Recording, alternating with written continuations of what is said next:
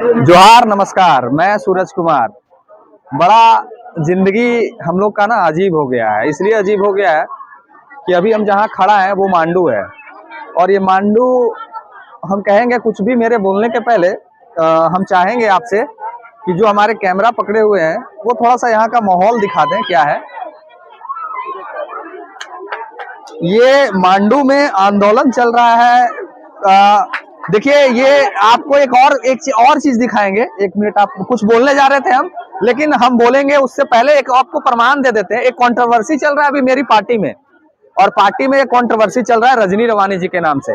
मैंने आपको कहा था कि मैंने आपको ये भी बताने का प्रयास किया था कि हमारी पार्टी में छोटी छोटी बच्चियां भी काम करती हैं, और हमारी पार्टी में वो लोग कितना अपने आप को सेफ फील करती हैं। और संजोग से अभी झारखंड में सानिया को पहचानने का कोई परिचय का मोहताज नहीं है, और ये भी रिपोर्टिंग करती हैं, इनको भी कोई पहचानने का मोहताज नहीं। और एक और है मजे की बात कि ये दोनों में बहुत कंफ्यूजन है। हम लोग बहुत जगह पे जाते हैं तो वहाँ सानिया उसको और इसको पता नहीं, दोनों को कंफ्यूजन है। तो एक चीज हमको बताइए आप लोग, क्या जेएल कैंप में आप लोग कभी सेफ फील करते हैं अपने आप को? सबसे पहले जोहार जोहार जोहार। चैनल के माध्यम से जितने लोग मुझे देख रहे हैं उन सभी को जोहार, खतियानी जोहार। आपका सवाल था भैया कि क्या जेल कैंप में आप कभी सेफ फील करते हैं जी। ये सवाल ही गलत है कि कभी सेफ फील करते हैं।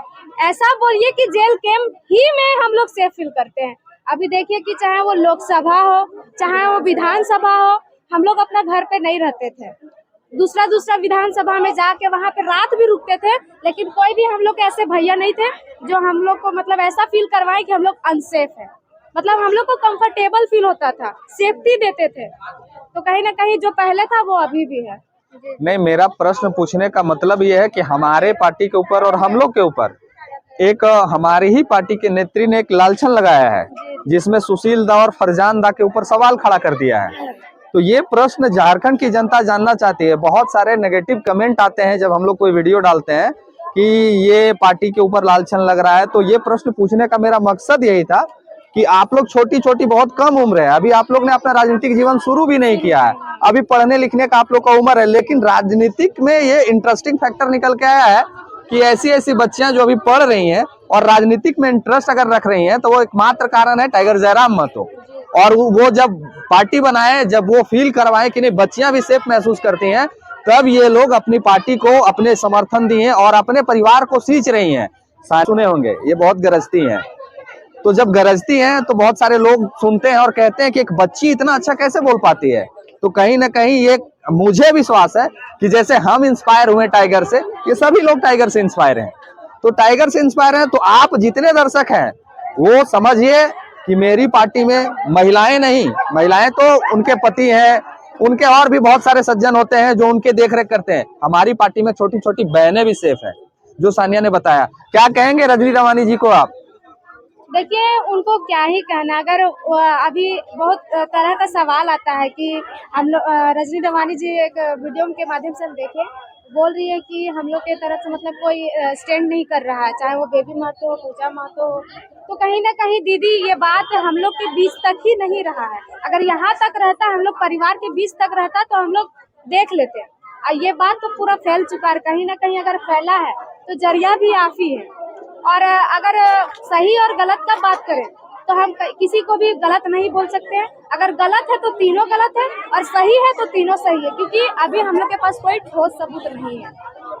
चलिए, आपका बहुत बहुत धन्यवाद। आप जा रही थी, जा सकती हैं। तो चलिए, मैं रिपोर्ट यहाँ कुछ बताने आपको कुछ और आया था, लेकिन बीच में सानिया मिल गई तो उससे कुछ बात पूछ लिए हम।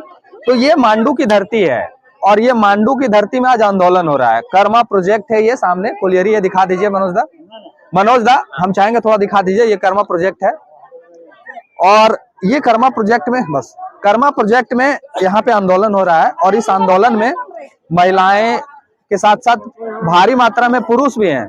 आप यहाँ महिलाओं की भीड़ देख रहे हैं और भारी मात्रा में यहाँ पुरुष भी हैं।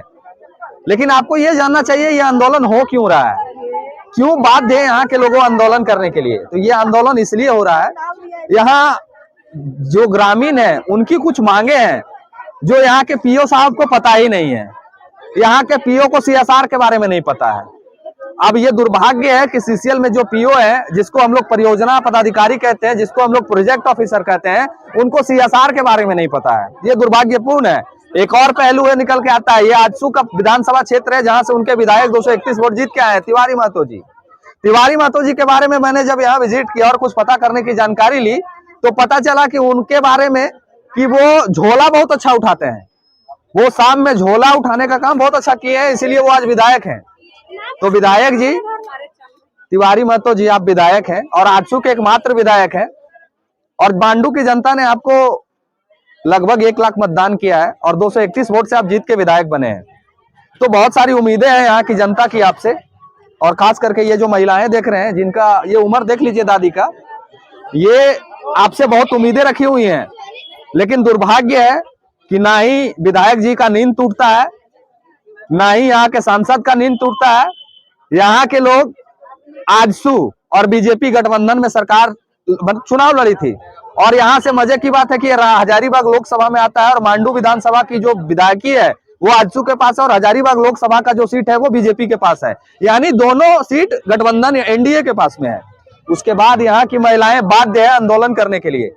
शर्म आना चाहिए ऐसे ऐसे विधायक और सांसद को जिनकी क्षेत्र की महिलाएं आंदोलन करने को मजबूर है। सीएसआर का पैसा विधायक जी और सांसद जी के पास पेटी पहुंच जाता होगा, नहीं पहुंचता होगा ऐसा बात नहीं है। उनके पास पेटी और उनके पास बड़ा बड़ा ऑफर हर एक महीना चला जाता होगा। क्या लगता है ये कोल परियोजना जो चल रही है, क्या इनका संपर्क विधायक जी से नहीं होगा? क्या इनका संपर्क सांसद महोदय से नहीं होगा? सभी से होगा। लेकिन दुर्भाग्य है कि यहाँ की जनता का संपर्क इनसे नहीं हो पाता है। यहाँ की जनता अपनी मांग को रखने के लिए आंदोलन करना पड़ता है। जरा सोच के देखिए, टेम्परेचर अभी का समय में हमको लगता है जब रात्रि 2 बजेगा तो 8 से 9 डिग्री हो जाएगा और उस 8-9 डिग्री में भी ये तमाम महिलाएं यहाँ पे रहती हैं। ऐसे ऐसे विधायक को जब सामने आ जाए ना तो महिलाओं को जूता खोल के मारना चाहिए था। ऐसे ऐसे विधायकी जो करते हैं, सिर्फ झोला टांगने का काम करते हैं, वैसे वैसे विधायक को जूता खोल के मारने की जरूरत है झारखंड की जनता को। क्यों बनाते हैं ऐसे ऐसे विधायक? और जो अपने आप को चुनाव के समय में बेच देते हैं, यही दिन देखने के लिए बेचते हैं। हमको तकलीफ होता है, दिन भर में 24 को कंप्लेन आता है और 24 को हम लोग लगभग कंप्लेन तक पहुंचने का प्रयास करते हैं और जब पहुंचते हैं तो मन बहुत आहत होता है।